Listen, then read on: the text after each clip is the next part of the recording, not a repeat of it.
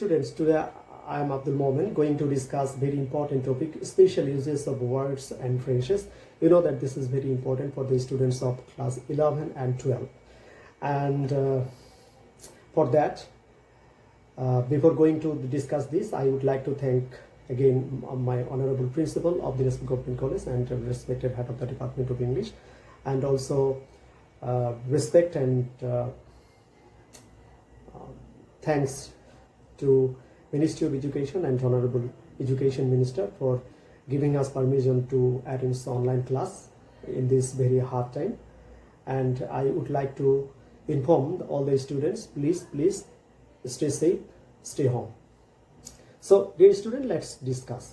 আজকে যে আমি গুরুত্বপূর্ণ বিষয়গুলো নিয়ে কথা বলবো তার মধ্যে গুরুত্বপূর্ণ কিছু নিয়ম আগেই বলে দিই। যেমন আমাদের এখানে স্পেশাল ইউজেস অফ ওয়ার্ডসে অর্থাৎ যে সেন্টেন্সগুলো দেওয়া থাকে কিছু টপিক অর্থাৎ কিছু বিষয়ের উল্লেখ থাকে অর্থাৎ ক্লু দেওয়া থাকে, সেই ক্লু দেখে তোমাকে বুঝতে হবে যে ওই শূন্যস্থানে কোনটি ব্যবহার করা হবে। তো দেখে নেওয়া যাক কোনগুলো সবচেয়ে গুরুত্বপূর্ণ। বেশি না, আমরা যদি 20-25টা গুরুত্বপূর্ণ নিয়ম নিয়ে আলোচনা করি তা আমার মনে হয় যে এটা নিয়ে আর কারো কোনো সমস্যা হবে না। You will get 5 out of 5 and also you will able to know the rules, and after knowing the rules, these rules will help you to write and to know English well. So dear students, যেমন আজকে আমরা আলোচনা করব was born. Was born মানে ওই বাক্যের মধ্যে কোথাও দেয়া থাকবে, অবশ্যই জন্মস্থান বোঝাচ্ছে।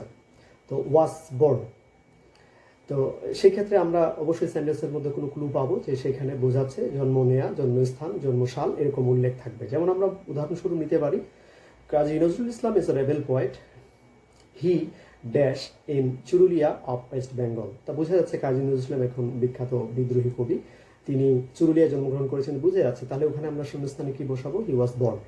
রুল নাম্বার 2, হ্যাভ টু বা হ্যাজ টু। হ্যাভ টু বা হ্যাজ টু বলতে বোঝাচ্ছি আমরা যে কোনো কিছুর বাধ্যবাধকতা আছে, এই অর্থে হ্যাভ টু বা হ্যাজ টু ব্যবহার করা হয়ে থাকে।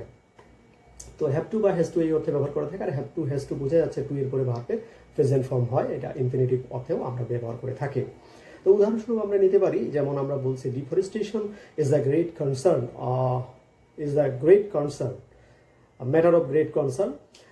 We dash take immediate steps against cutting down trees at random. অর্থাৎ আমাদের খুব দ্রুত গতিতে পদক্ষেপ নেওয়া উচিত। তাহলে এখানে অবশ্যই নেওয়া উচিত, কারণ এটা বন উজাড়করণের ব্যাপার। তো বোঝা যাচ্ছে ক্লু দেয়াই আছে, তাহলে আমরা শূন্যস্থানে বসাবো we have to. Rule number 3, had to. Had to মানে এটাও এক ধরনের প্রয়োজন বা দরকার ছিল, এরকম অর্থে ব্যবহার করা হবে। তবে এটাতে খুব জোর দেওয়া বোঝাচ্ছে না, এটা অতীতের কোনো কাজ করা দরকার ছিল অর্থে ব্যবহার করা হচ্ছে। তাহলে হ্যাড টু, হ্যাড টুর পরে অবশ্যই ভার্বের প্রেজেন্ট ফর্ম হবে। যেমন it was your duty to look after the orphans. তোমার দায়িত্ব হচ্ছে যে এই এতিমদের দেখাশোনা করা। ইউ ড্যাশ গো দেয়ার, তো তাই তোমার সেখানে দেওয়া উচিত ছিল বা দরকার ছিল। তো এর মানে না যে মারে ডাঙ্গায় তাকে ওখানে পাঠানো হবে, এরকম না। Okay, rule number 4, would rather dot dot than. অর্থাৎ would rather dot dot than, দেনের পরে অবশ্যই ভার্বের প্রেজেন্ট ফর্ম হয়। আর would rather dot dot than এখানে বোঝাচ্ছে যে would rather dot dot than দুই জায়গাতে কিন্তু ভার্বের প্রেজেন্ট ফর্ম হয় যদি আমরা ভার্ব ব্যবহার করি। আচ্ছা, এটা দিয়ে বোঝায়, বাংলা যদি আমি বলি তাহলে বোঝাচ্ছে যে তোমার বরং ওটা না করলেও এটা করা উচিত। আবার আমি যদি বলি যে I would rather die than back, আমি বরং না খেয়ে থাকবো তবু, মানে I would rather die than back, তবু আমি ভিক্ষা করবো না। অর্থাৎ ভিক্ষা করবো না তবু সে না খায় থাকবে, অর্থাৎ আমি বরং না খেয়ে থাকবো তবু ভিক্ষা করবো না। যেমন আমরা বলে থাকি যে ড্যাথ ইজ, আচ্ছা যাই হোক। Okay, rule number 5, had better. Had better বলতে বোঝাচ্ছে এটা বরং করার দরকার, এরকম অর্থে ব্যবহার করা হয় হ্যাড বেটারটা। হ্যাড বেটার বলতে বোঝাচ্ছে বরং ভালো, তার মানে খুব বাধ্যবাধকতা এখানে নেই, বরং ভালো করলে ভালো। তো হ্যাড বেটার, বেটারের পরে অবশ্যই আমরা জানি ভার্বের প্রেজেন্ট ফর্ম হয়। উদাহরণস্বরূপ আমরা নিতে পারি যে Rina's dress looks very dirty, it is old enough, she dash buy a new dress. তো সে একটা নতুন ড্রেস কিনলে তার ভালো হতো আর কি, সেটা বোঝাচ্ছে যে she had better buy a new dress. Okay, rule number 6, let alone. Let alone মানে বলতে বোঝাচ্ছে যে এটাই হয় না আবার ওটা, 500 টাকাই হয় না আবার 5000 টাকা। অর্থাৎ যেমন উদাহরণ হিসেবে আমরা নিতে পারি যে Salman is a poor man, he cannot earn টাকা 200 in a day ড্যাশ 2000 টাকা, অর্থাৎ সে দিনে 200 টাকা আয় করতে পারে না, আবার 2000 টাকা। যেমন আমরা বলতে পারি she could not pass in the exam let alone first class, সে পরীক্ষা পাসই করতে পারে না আবার ফার্স্ট ক্লাস, এরকম অর্থ বোঝাচ্ছে। এরপরে আসি rule number 7, what if. What if মানে কোনো কিছু ঘটার বা কিছু ঘটনা ঘটার একটা ভয় বা আশঙ্কা থাকবে, এরকম অর্থে হোয়াট ইফ ব্যবহার করা হয়ে থাকে। উদাহরণ হিসেবে নিতে পারি helmet should be used while driving a motorcycle. যখন মোটরসাইকেল আমরা চালাবো অবশ্যই আমাদেরকে হেলমেট ব্যবহার করতে হবে।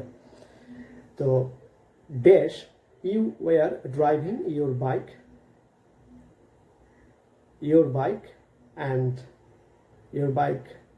and met a serious accident। অর্থাৎ যখন তুমি হেলমেট ছাড়াই গাড়ি চালাবে, বাইক চালাবে, তখন অবশ্যই একটা ভয় থাকে যে তোমার এই বাইকে একটা বড় ধরনের দুর্ঘটনায় পড়ার একটা আশঙ্কা থাকে। তাহলে এখানে হোয়াট ইফ।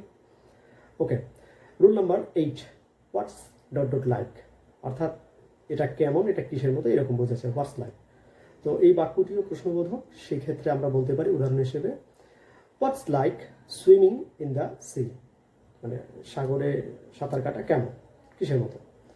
তারপরে হয়তো ক্লু দেওয়া থাকবে it seems to be very heroic to me. Okay, rule number 9, what does dot dot look like.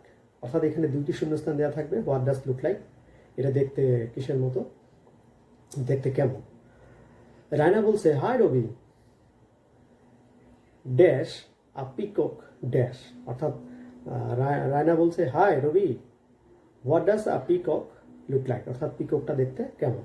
তখন রবি বলছে it is a very nice bird and it knows how to dance, এবং এই peacock dance করতে পারে। Okay, rule number 10, no sooner had dot dot than. আমরা জানি যে একটি কাজ হতে না হতে আরেকটি এরকম অর্থ ব্যবহার করা হয়। No sooner had dot dot than, scarcely had dot dot when, এবং hardly had dot dot when বা বিফোর। এগুলো পাস্ট পারফেক্ট টেন্স, বোঝা যাচ্ছে নো সুনার হেড দেওয়া আছে যে অংশটা, সেটা হচ্ছে পাস্ট পারফেক্ট, আর দেন বা হোয়েন বা বিফোরের পরে যে অংশটা সেটা হবে past indefinite.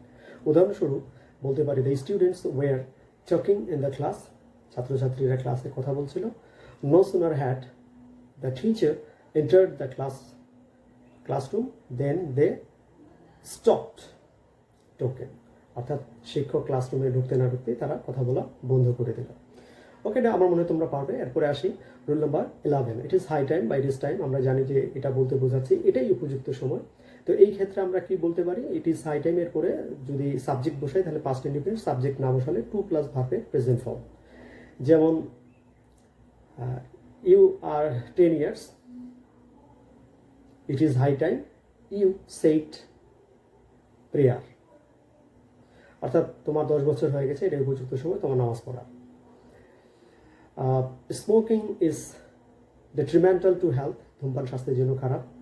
It is high time you stopped smoking. আমরা যদি অন্যভাবে করি, smoking is detrimental to health, it is high time to stop smoking.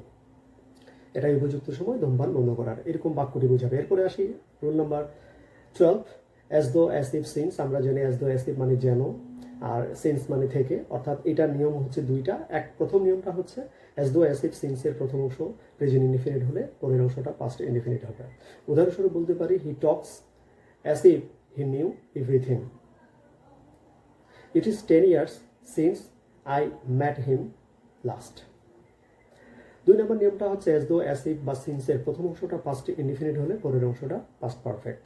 যেমন she proceeded as though she had not spoken. Rule number 13, ইট দেওয়া থাকবে। আমরা অর্থাৎ কিছু কিছু সাবজেক্ট আমরা আইডিয়া করে নিই, ধরে নিই। ইট সাধারণত ইন্ট্রোডাক্টরি অর্থাৎ পরিচয়মূলক বলা হয়ে থাকে। যেমন ইট ইজ রেইনিং, যেমন ইট হ্যাজ বিন রেইনিং, যেমন ইট ইজ 10 o'clock। আমরা ইটটাকে ধরে নিই, অর্থাৎ এরকম কোনো বাক্য থাকবে যে সাবজেক্টটাকে আমাকে ইট ধরে নিতে হবে, তখন আমরা বুঝতেই পারবো যে খুব সহজেই ইট ইহা বা ধার করা একটা সাবজেক্ট। এরপর আসি দেয়ার মানে হচ্ছে সেখানে মানে হচ্ছে এটাও ইন্ট্রোডাক্টরি দেয়ার বলা হয়, পরিচয়মূলক। যখন একটি বাক্য পড়বো সেই বাক্যে যদি স্থানের কথা বলা থাকে তাহলে আমরা বুঝবো যে সেখানে আমাকে দেয়ারের কথা বলা হচ্ছে। এরপরে আসি rule number 15, as soon as, মানে যেই মাত্র একটা ঘটনার সাথে সাথে একটা ঘটনা এরকম বোঝাবে। তো অ্যাজ সুন অ্যাজ এর নিয়মটা হচ্ছে সেম টেন্স হবে, অর্থাৎ সেম টেন্স হবে। একটা অংশ যদি প্রেজেন্ট কন্টিনিউয়াস হয় আর একটা অংশ প্রেজেন্ট কন্টিনিউয়াস, এরকম অর্থ প্রকাশ করে। তো যেমন as soon as mother hard the news, মা যখনই সংবাদটা শুনলো, mother hard the news, she lost her child. হ্যাঁ, যখনই মা সেই সংবাদটা শুনলো যে that she lost her child, সেটা সে চিৎকার করে উঠল। ওকে, এরপরে আসি উইশ মানে সাধারণত ইচ্ছা বা কোনো কিছুর প্রার্থনা, এরকম উইশ বোঝায়। আমরা জানি যে উইশের নিয়ম দুইটা। উইশের পরে সাধারণত পাস্ট ইনডিফিনিট টেন্স হয়, কিন্তু উইশের পরে আমরা যদি কোনো কিছু হওয়া অর্থ বোঝাই তাহলে টু বি জায়গাটাকে ওয়ার করি। যেমন বলা হচ্ছে I wish I sang a song, আর যদি বলি I wish I were a poet, I wish I were a hero, I wish I were a teacher. এরপরে আসি rule number 17, would you mind. আমরা জানি উড ইউ মাইন্ড মানে হচ্ছে এটি প্রশ্নবোধক বাক্য, একটি polite sentence. Would you mind means আপনি কোনো কিছু যদি মনে না করেন, তাহলে would you mind having a cup of tea, would you mind telling me the ways to Dhaka যাওয়ার রাস্তাটা যদি বলেন বা পন্থাটা বলেন। এরপরে রুল নাম্বার 18, ইউজ টু মানে কোনো কিছু করতে অভ্যস্ত বোঝাতে ইউজ টু বোঝায়। যেমন আমরা বলতে পারি যে everybody disliked Roshan, he use to do many harmful activities. আর প্রত্যেকেই রোশনকে ডিসলাইক করে, অপছন্দ করে, কারণ সে মানে অনেক খারাপ জিনিস করতে অভ্যস্ত ছিল। এরপরে আসি rule number 19, neither dot not, অর্থাৎ এটাও না ওটাও না, দুইটা কাজের একটাও না, এরকম বোঝাবে। Neither dot not is very notorious boy, neither he eats rice নর হি গোজ টু স্কুল। সে ভাতও খাবে না, স্কুলও যাবে না। এরপরে আসি রুল নাম্বার 20, লেস্ট মানে পাছে নতুবা না হলে, এরকম অর্থ প্রকাশ করে। He runs fast lest he should miss the train. এরপরে আসি rule number 21, as long as মানে যতক্ষণ পর্যন্ত বা ততক্ষণ পর্যন্ত, এরকম বোঝায়। The poor will continue to suffer as long as they are illiterate, যতক্ষণ পর্যন্ত এই গরিবরা অশিক্ষিত থাকবে ততক্ষণ তারা এই ভোগান্তিতে ভুগবে। রুল নাম্বার 22, আনলেস মানে যদি না, তাহলে time is very important in our life, you cannot prosper in life unless you make proper use of time, এরপর আসি কন্ডিশনাল 23তে আমরা তিনটা কন্ডিশনাল নিয়ে কথা বলবো। Conditional, there are 3 types of conditional sentences. Number 1, first conditional, if the first part of conditional, অর্থাৎ কন্ডিশনালের প্রথম অংশটা যদি প্রেজেন্ট ইনডিফিনিট হয়, পরেরটা হবে ফিউচার ইনডিফিনিট। উল্টাই দিয়ে যদি হয়, ফিউচার ইনডিফিনিট শুরুতে আর ইফ যুক্ত অংশটা পরে দিই, তাহলে এটা হয়ে যাবে present indefinite. Future indefinite, present indefinite, present indefinite, future indefinite. অর্থাৎ if he comes I will go if he comes. Conditional number 2, অর্থাৎ এখানে প্রথম অংশটা যদি পাস্ট ইনডিফিনিট হয়, পরের অংশটা পাস্ট কন্ডিশনাল। পাস্ট কন্ডিশনাল বলতে কি বোঝাচ্ছে? সাবজেক্ট প্লাস উড বা কুড, ভার্বের প্রেজেন্ট ফর্ম প্লাস বাক্যাংশ। যেমন if he can I would go if he can. Third conditional, প্রথম অংশ যদি পাস্ট পারফেক্ট টেন্স হয়, পরের অংশ পারফেক্ট কন্ডিশনাল। প্রশ্ন হতে পারে পারফেক্ট কন্ডিশনাল কি জিনিস? পারফেক্ট কন্ডিশনাল হচ্ছে যে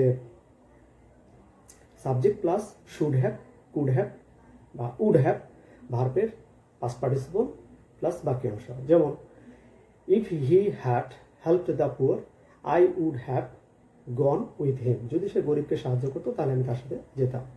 so dear students, no more today. Inshallah, we will come back in our next class with a new topic.